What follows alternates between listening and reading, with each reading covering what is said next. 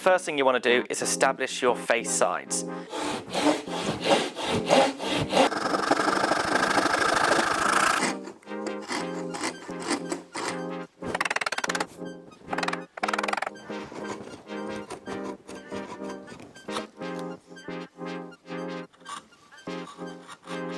So that is the half lap fully complete.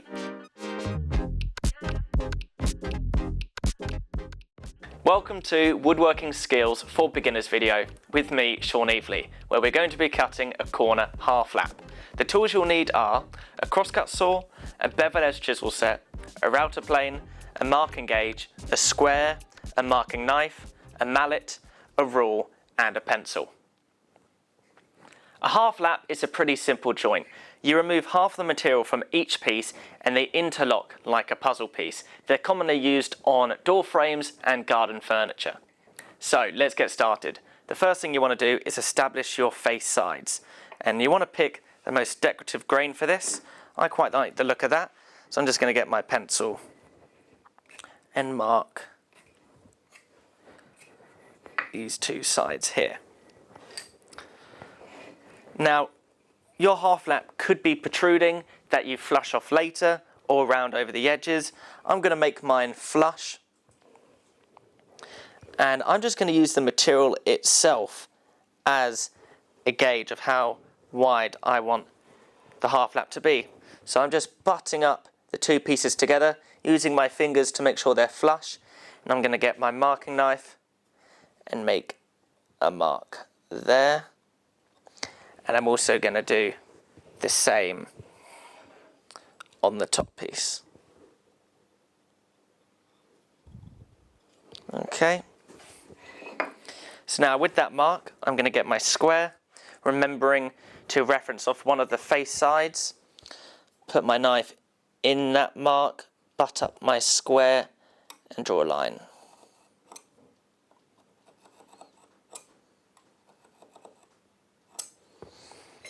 Referencing off this face side, I'm going to carry on that line down, just going roughly to the centre of the board. And I'm going to do the same on the other side. Put my knife in that mark I've already created, butt up my square, and gradually going deep with the knife until I have a clear, defined line. I'm going to do the same on this board.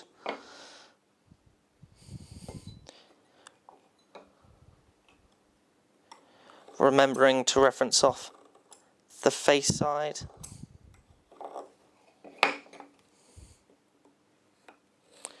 Go roughly halfway.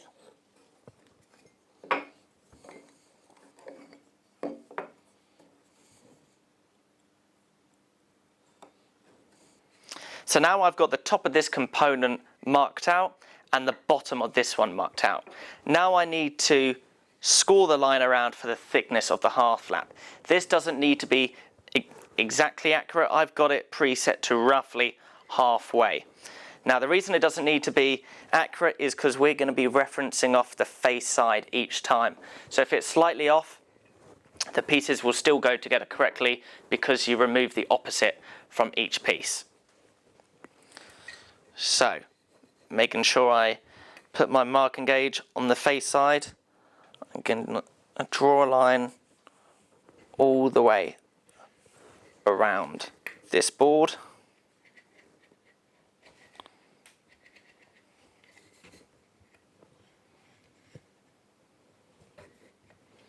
Making sure not to go past that marking gauge line, otherwise you'll see it in the final joint.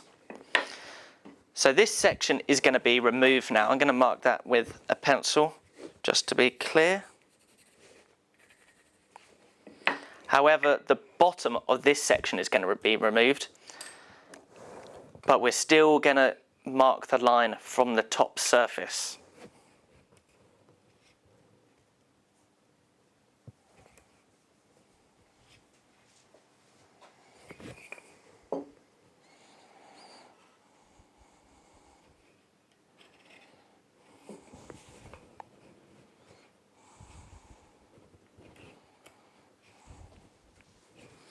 And you can see now if the marking gauge was slightly off center, because we've marked from the same side and we're going to remove the opposite areas, the joint is still going to fit together neatly. So I'm going to mark the waste on this component, so I remove the right material. And now it's time to cut it out. So I'm going to go over to the bench vise, put it in there and remove the waste. So I'm sawing slightly off the line and I'm going to chisel back to it. If I saw directly on the line, it's very likely to go off it and I'm not going to get a neat shoulder.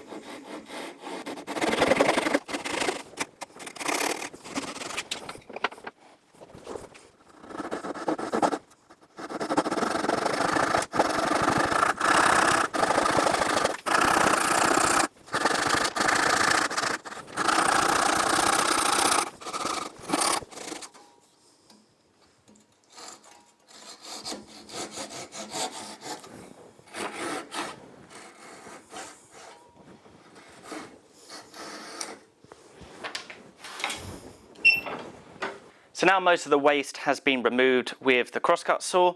I'm now going to clean up these faces with a router plane. I'm going to put it in between these two bench dogs.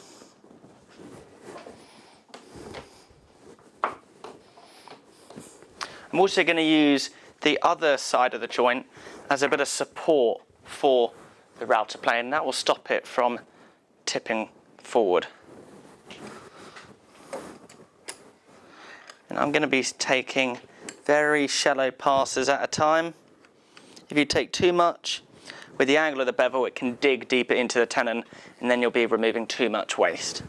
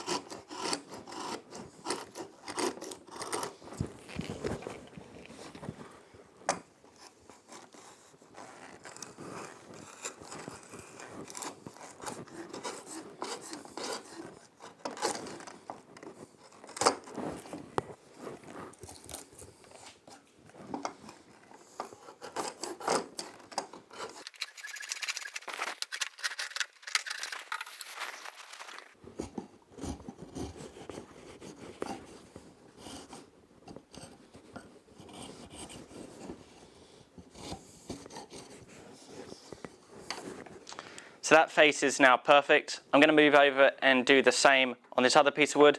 Once that's done, we'll move over to the chisel to pare back this shoulder.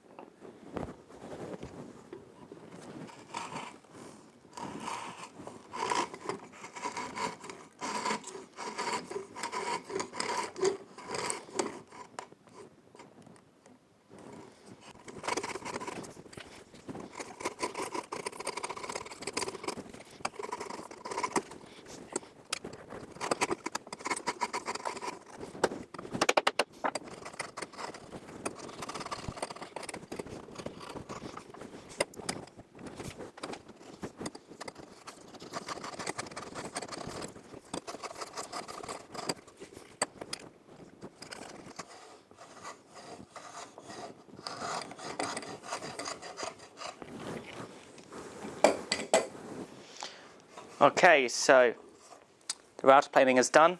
I'm now going to clean up the shoulder by using a small chisel to begin with to remove half the material, and then the final pass I'm going to move over to my largest chisel and put it into that knife line to get the final cut. I'm moving over to the largest one because that's going to give me the straightest line possible. If I use a smaller one, there's a bigger chance this is going to be slightly off.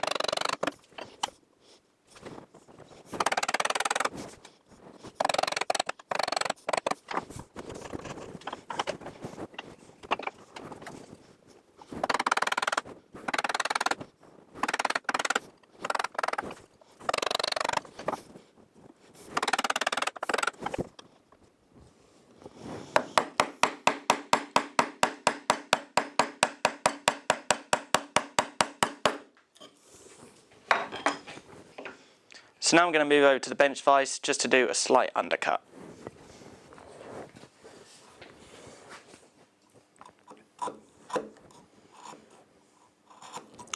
Doing an undercut means making the inside material slightly lower than the edge. You want to keep this faint white line, that is the marking line. And the reason you go lower is to eliminate any risk of there being any high spot which will prevent the joint from seating properly, then causing a gap.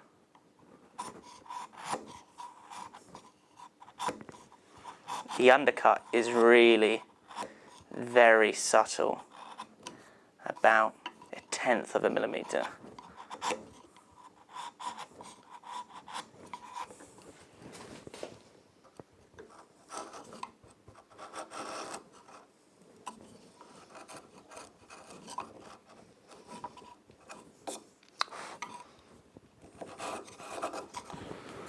And you can use a rule and put that on the surface to make sure that it's touching at the front and back, and there's no high spots in the middle.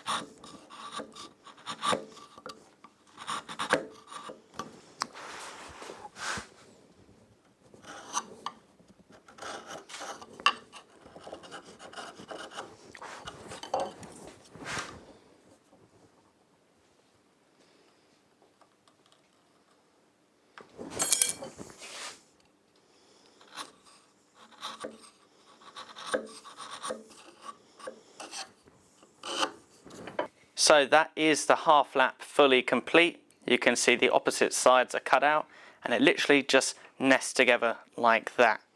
So what I'm going to do is I'm going to add glue on all these surfaces, then clamp it up, and that is the joint.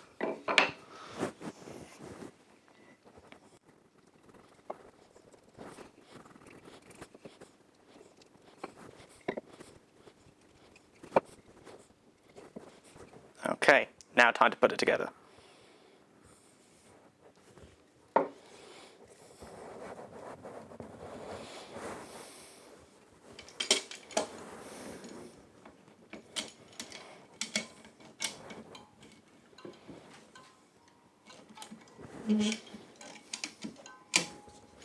There we go. So I'm going to leave this to set overnight, and in the morning we'll flush it off and see how it looks.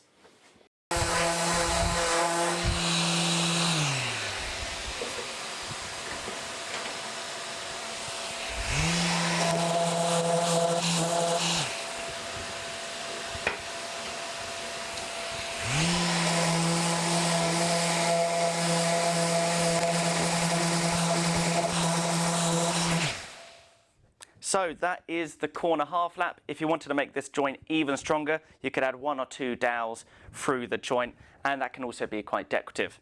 So I hope you enjoyed this video. I hope you learned something. Remember to like, share and subscribe, and we'll see you in the next one.